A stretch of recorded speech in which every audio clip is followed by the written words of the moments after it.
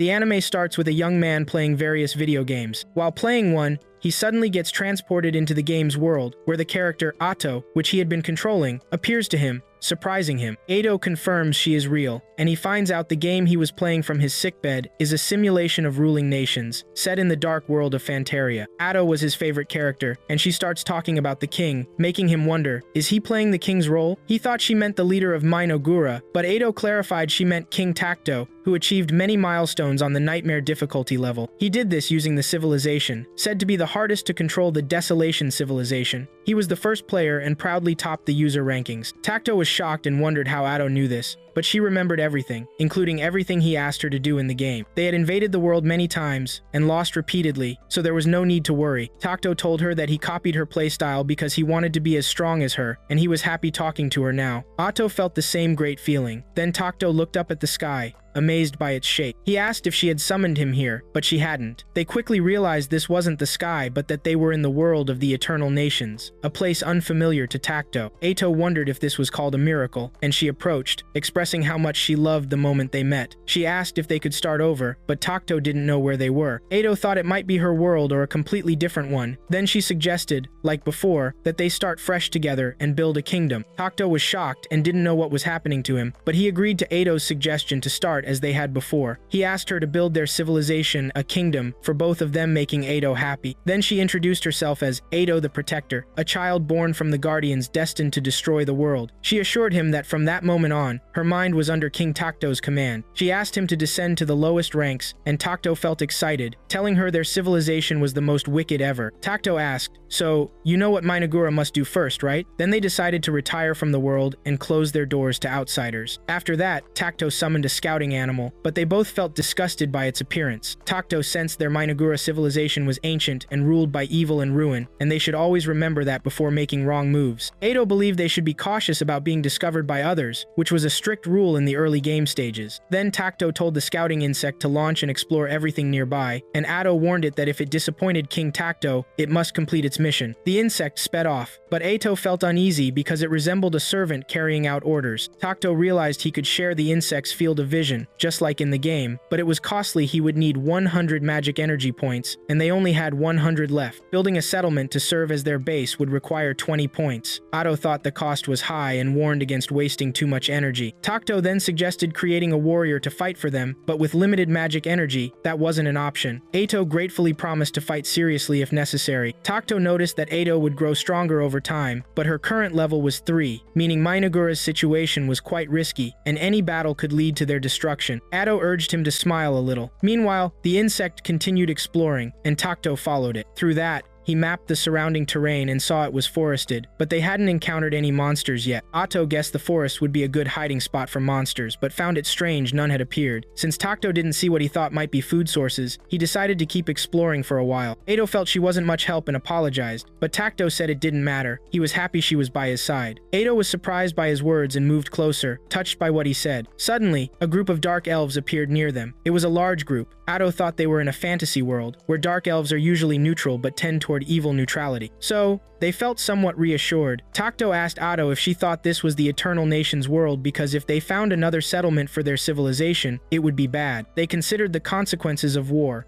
and hoped to avoid it as much as possible. They saw the need to hide at first. Ato thought neighboring another civilization would be very annoying. She suggested that if it was confirmed, they should flee. Takto agreed since Minogura valued peace and harmony above all, and Ato believed war brought out barbarity in any case. Then Takto decided they would watch the Dark Elves to gather info about the area. If luck wasn't on their side, they'd escape, and Ato agreed. More Dark Elves appeared, surprising everyone. The scene triggered a memory of when they had wandered these elves in the forest, led by their chief, Gia. After being expelled from their lands, they had no place to go, and their children couldn't survive. Gia thought the forest was full of plants, and there must be food. But Emily knew there was a cursed forest nearby, on the edge of the unknown land of Idroja. She recalled sealing something in that land, and believed no thriving life was there. Gia thought that was superstition because the trees grew well and urged her not to give up. He told himself not to give up either because his people awaited him, and he couldn't leave until he met Ato and Takto. Back in the present, Takto seemed to him like a great force of evil, making him deeply afraid for his people and soldiers. He couldn't afford to make any wrong decisions. Gia came forward and knelt before Takto, introducing himself himself as the chief warrior of the Mazaram clan of the elves. Gia apologized to Takto for entering the king's forest without permission. Otto thought it was good that Gia apologized, as he had intruded on their land without permission. She asked him why he did it. Gia told her that his clan used to live in the central lands of Idaragia. As he spoke, he felt relieved that they understood his situation, but she became angry and told him to get straight to the point. Gia told her that they had been driven from their land and had nowhere else to go. He thought to himself that it was wrong to want to sugarcoat the truth. Then, Takto asked Gia if their bodies were frail. Gia was shocked by the question, but replied that the persecution had been very violent. He said they came to this land fleeing injustice because they ran out of food on the way, and were also trying to evade their pursuers. They couldn't get more food and hadn't eaten in a long time. Gia felt they didn't deserve all this trouble, and that the tribulation wasn't their right. All they wanted was to live peacefully in a place of their own. Then Takto offered them apples, which surprised Gia. Takto told them these apples were theirs and asked if he knew their taste. Gia replied that he had never seen them before and that their fruit was strange to him. He thought it was rude to eat in front of him without sharing anything. But the rest of Gia's soldiers ate the apples immediately and loved them. Takto showed them apples of a different color, and Edo thought Gia should thank Takto for being generous with them. Gia pleaded with Takto, telling him that there were hungry children and elders among them who hadn't eaten either. He said they could become skin and bones,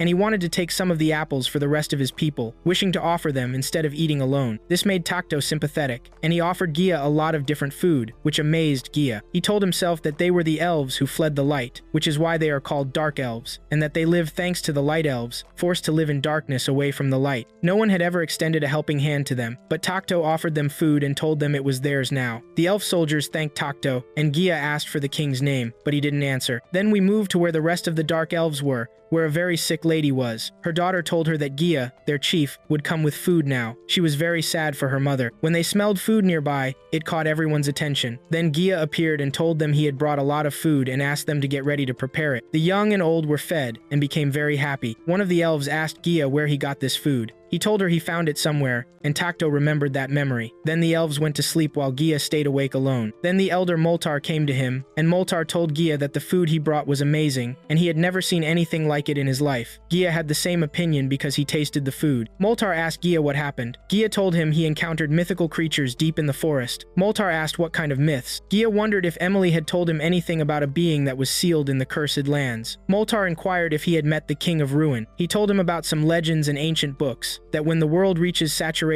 the King of Ruin will appear, bringing chaos to everything and forcing people to start life anew. But he didn't know how true these stories were, but he realized they couldn't be lies. Gia asked Moltar if he was describing himself as this, but Takto didn't introduce himself to him, but he was terrifying enough to earn the title of King of Ruin. Moltar asked if he talked to this king, but Gia told him it was beyond their understanding, but there was a young woman serving him. She explained some of the king's words to them, but Moltar didn't think this was the King of Ruin, but he also wasn't a benevolent being at all. After his stomach was full and he regained some of his magical energy, it became clear to him that this forest was unnatural, and he should have paid attention to that. Moltar asked Gia if he had offered anything in return for the food to the king. When Moltar learned that Gia had offered nothing, he didn't feel comfortable. Moltar criticized Gia, saying it was not normal for an evil being to give gifts for free, but all Gia did was explain what they had been through when asked. Moltar wondered why someone like the King of Ruin would do this. Gia guessed he did it out of mercy and sympathy for their situation. The king overwhelmed them with his generosity, which angered Moltar because he had bowed to him and become his follower. But Gia denied it, and Moltar asked him why he knelt to him. He told him that this expression shows respect. But Gia felt that the king had helped them and offered them aid when they were starving. Moltar expressed his doubts, considering him an evil being, but Gia had no other choice, and they believed they could argue now because their stomachs were full, and the king had provided them with food that satisfied their hunger. Then Gia felt let down and asked him what he should have done, but Moltar had no answer for him and apologized for it, affirming that he had done everything he could. Moltar, as the leader of the Dark Elves, would now negotiate with the king, and he had lived for over 2 centuries. It was natural for him to find a solution to this, and he was waiting for the day he would live in peace. So he asked Gia when that day would come. Then we moved to Takto, where Atto asked him to sit up straight. She asked him how he could spend such rare magical energy on something like this, but Takto felt pity for them, which angered Atto, because they had already started establishing Minogura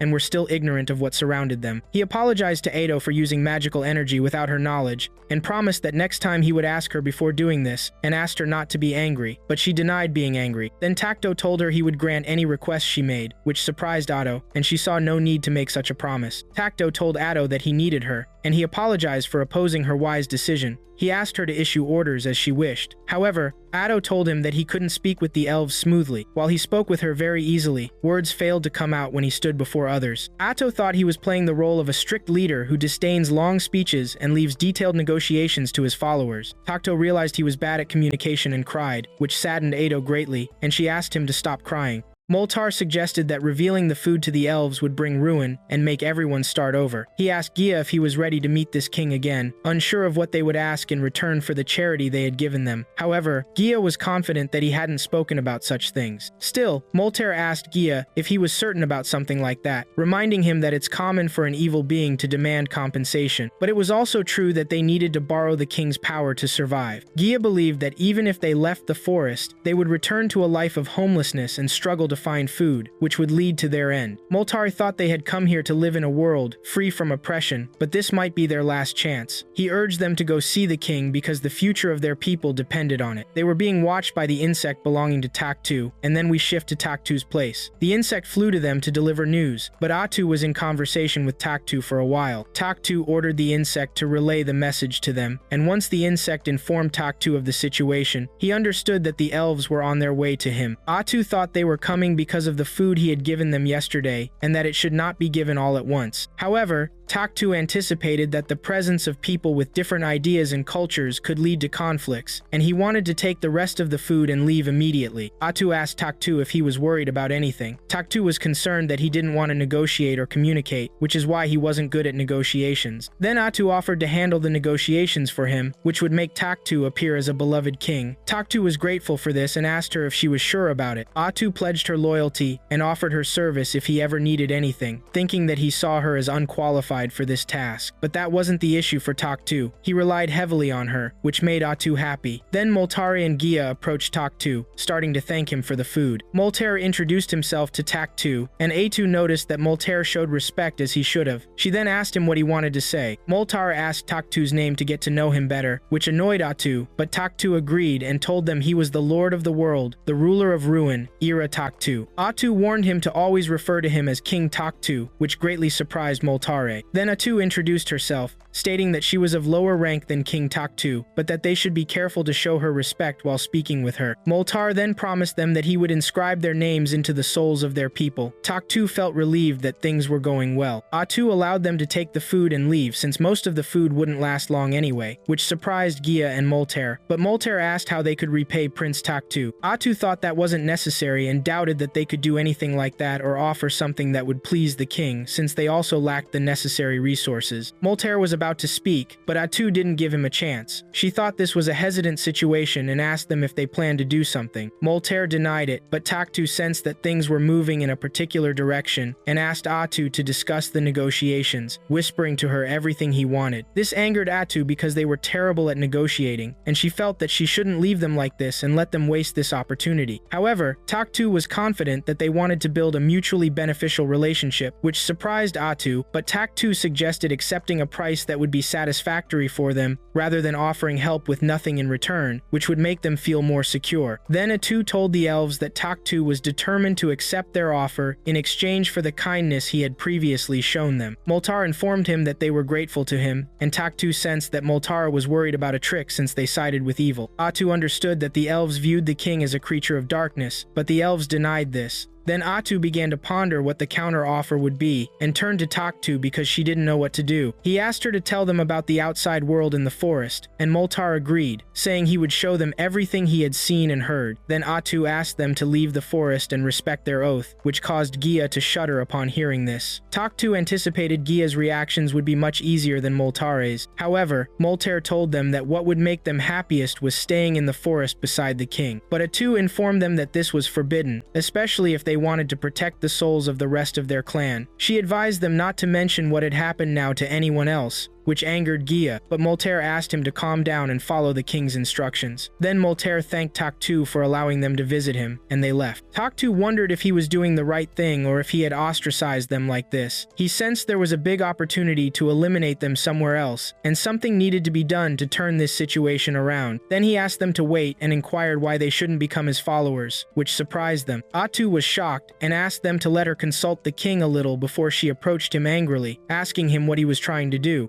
Taktu told her he had considered using a refugee system and that the elves were neither inherently good nor evil. If he accepted them as refugees, assuming things unfolded as they did in the game, they should be evil beings like him. But Atu saw that groups of evil beings could coexist, even though they were quite different from the main citizens of Minogura, who were half-humans. There was still a risk of conflict between them. Taktu anticipated risks indeed, but he asked her to remember how half-humans appeared and if she could bear living with them as citizens. Atu confirmed that it would be difficult to have a normal conversation with these half-humans because of how unpleasant they looked. Therefore, Taktu thought they were compatible and that she would help him a lot if the information reached them. Then Atu informed them that Taktu intended to establish a nation here soon and asked them if they wanted to be its citizens, promising to provide protection for them. Moltaire asked what would happen to them if they became his followers. Atu promised them eternal happiness and then told them they would be considered evil beings, giving them the freedom to choose their fate. She informed them that things would be more enjoyable with them if they wanted her opinion. Then, they moved to walk and explore the forest, and Ato asked Takto to pay attention to his steps. But Takto was fine, and Ato told him that it would take the elves some time to make their 1000th decision to become their followers. Takto thought that anyone else would think about it a lot before turning them into human beings, but Ato told them that they knew from the beginning what the best option for them would be. She told him that their camp was there, that she could see it. When he approached the elves' location, Moltar asked them to kneel before him. When one of the elves looked at him, he lost his promise, and Gia asked that no one look at him directly until Takto sat on the king's chair. Ato told Takto that all the elves were present and announced their acceptance as citizens in their new community, Minogura. Ato asked Takto if he was sure of this. Takto told her that all the conditions had been met and asked her to officially announce the founding of Minogura. Then Ato told them that they were now citizens of Minogura and that their happiness and safety would now be guaranteed under King Takto's wing. But Gia asked himself, "Is this all there is?" They told them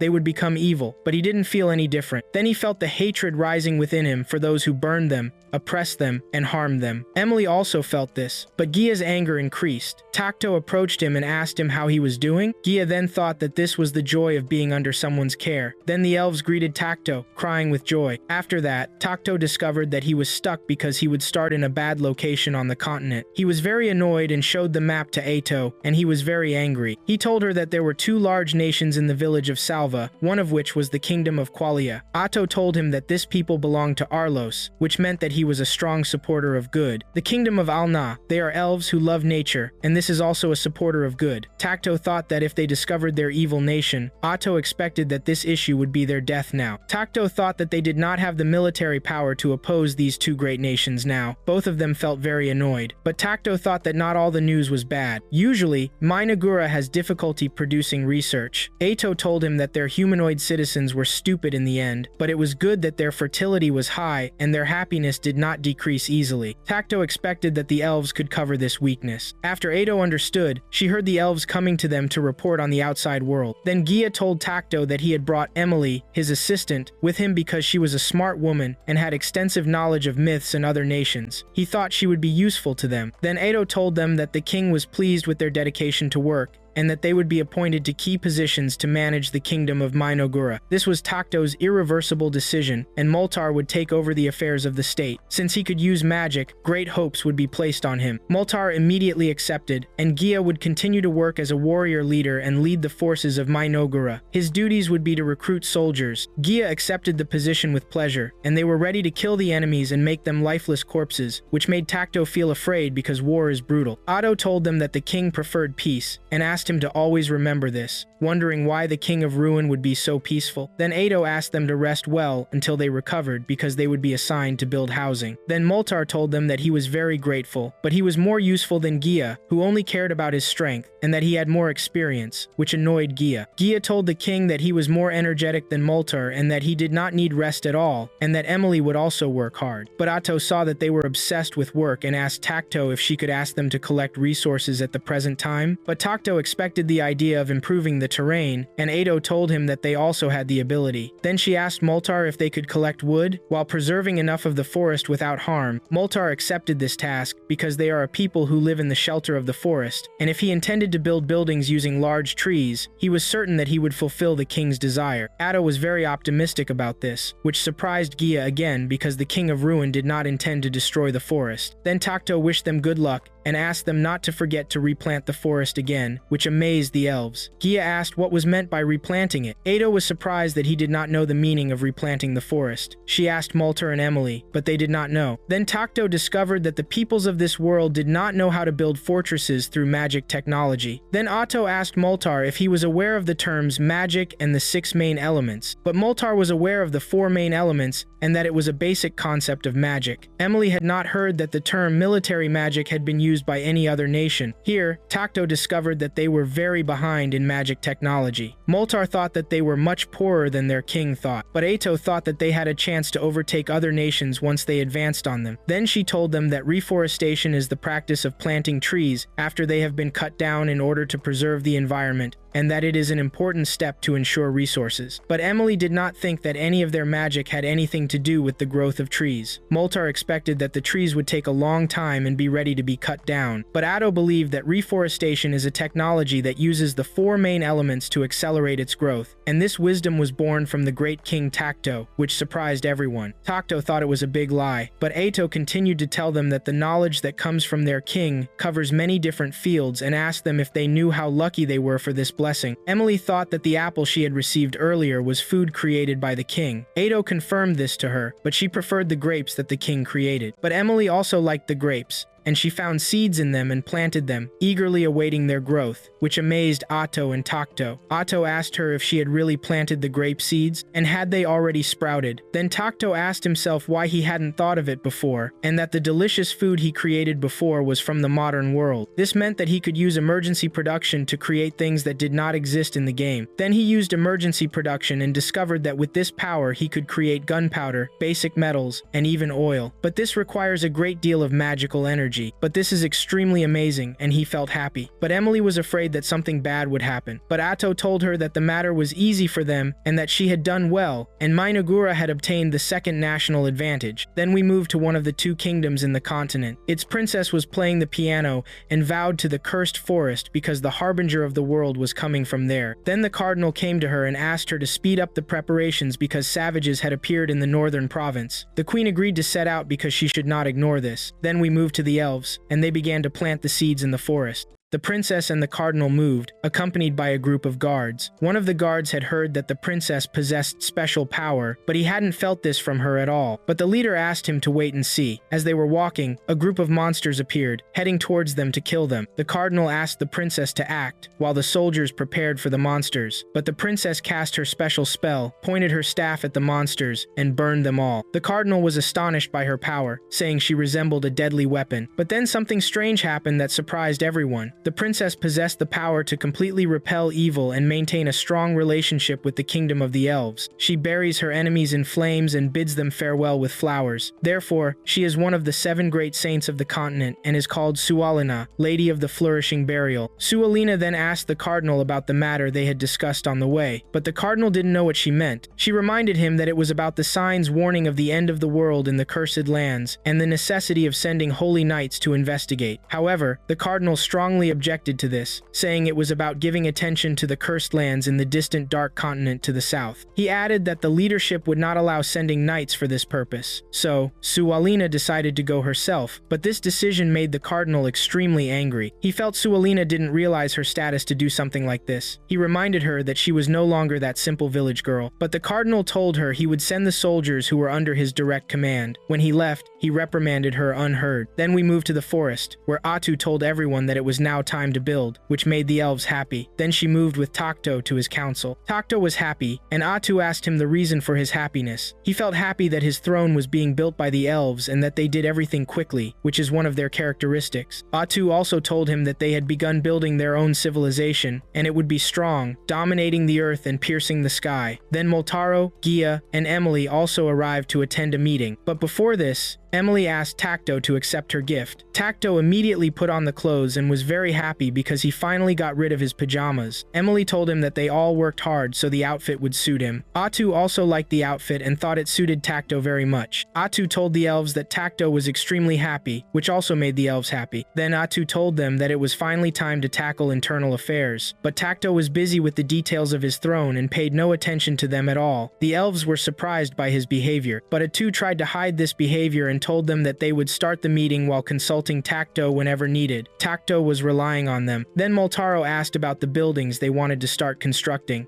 Gia also made preparations like leveling the ground and cutting branches, but Atu thought they should start by building a food production facility, believing that no one would fight a war on an empty stomach, even though they weren't planning any wars. Moltaro then asked if Tacto could possibly produce infinite quantities with his power, but Atu thought that Moltaro was burdening Tacto too much with this task, and that they might face distribution problems as the land expanded. Moltaro thought Atu was right, and apologized for not planning well, but Atu had no problem with it, as he understood her intention. Then she presented them with something strange in a pot, which surprised them. Moltaro asked what it was. Atu explained that this was a meat tree, one of their food production facilities. It produces mysterious meat that tastes like human flesh and provides a large yield, but Tacto thought this looked evil. Moltaro understood this, but objected because some might be upset by eating human flesh. But Atu asked them to plant it temporarily, just as a start. It would also need a hut for its management and a building for food storage. Emily would take responsibility for this, and the tree asked Emily to take good care of it, which made Emily afraid. Then Atu told them that the second item was research, and since they were a small nation, they desperately needed to acquire the latest technology. Moltaro asked about which technology should be prioritized. Atu thought it was magic technology, of course, which excited Tacto. Atu told them this, and Moltaro was also excited since he was a magic researcher like Tacto. He asked Atu about the type of magic they would research. Atu confirmed to them that it was military magic because ordinary magic could only target a few tens of people. But military magic allows you to eliminate armies by the thousands, and also allows changing the terrain to your advantage, alongside other strategic uses. This surprised them, and Moltaro asked if such magic even existed, but Atu asked him for some talented magic users to work on this research. Tacto expected that they would be able to develop it quickly because it wasn't overly complex technology. This made Moltaro feel excited about this magic. Then Atu moved to military planning. Gia felt excited because it was his turn,